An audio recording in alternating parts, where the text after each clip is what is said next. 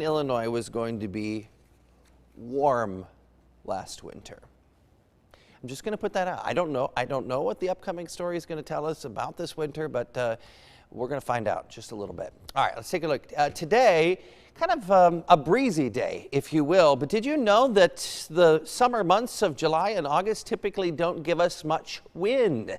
However, it is going to be windier over the course of the next few weeks. We know that from climatology. And we know today 10 to 15 miles an hour, tomorrow maybe a little bit windier than today. And it's that wind that changes our season, okay? If you go down to Florida, they very rarely have a windy day because the wind is what changes the air mass around, okay? So we've got a cooler forecast here over the next few days, cool pattern into Labor Day weekend, then a surge of warm temperatures. We could be back up into the 90s. Depending on how things work as we look in toward next week. After that, we'll have a little bit of a cooling pattern and perhaps the first few fall-like days, highs in the 60s, a week or two after that. So we do have a heat wave left. Hey, there's Tropical Storm Dorian. You can read more about it now at WQAD.com. Also on our 9th satellite, looking at big storms during the overnight hours across parts of Oklahoma and into southern Missouri. Lots of damage down there just in the past 24 hours. You can see here, broken squall line of thunderstorms headed toward Dallas, Fort Worth, Shreveport, Louisiana, Tyler, Texas, Sulphur Springs in northeastern Texas. You can see here those thunderstorms coming right down into the DFW area. I want to show you all of the areas that saw damage. Look at this.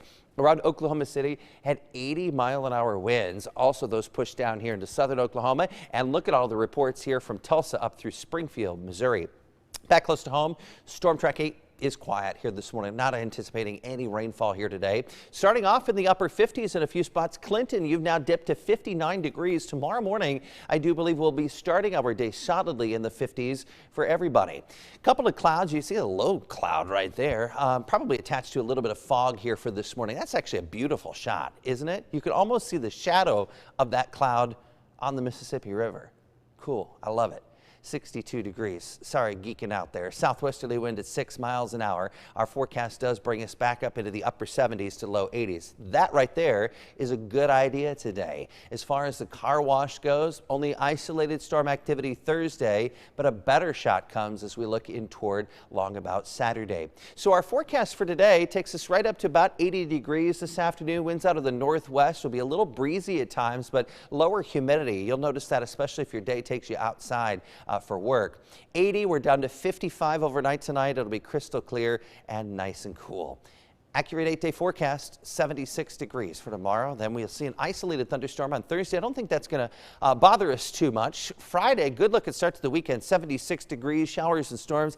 More numerous on Saturday as a front comes down, but I don't think it's going to be a washout for our Saturday, and then more sunshine for Sunday and Monday. Good stuff. All right, thank you, Eric. Now we want to actually stick on the topic of weather for just a second, as there are some major stories coming in out this morning. Last night's rain in Missouri and Nebraska left behind a lot of flash flooding. Take a look at this. The city of Eureka, Missouri, one of the hardest hit areas.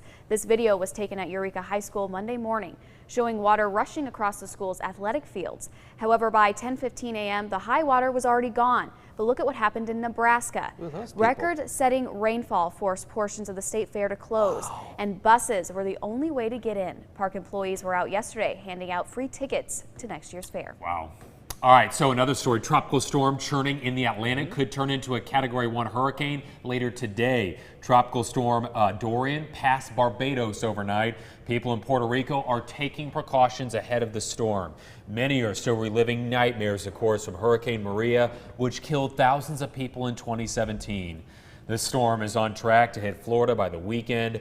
Dorian is the 4th named storm of the hurricane season. Guess what story I get to read? Yep.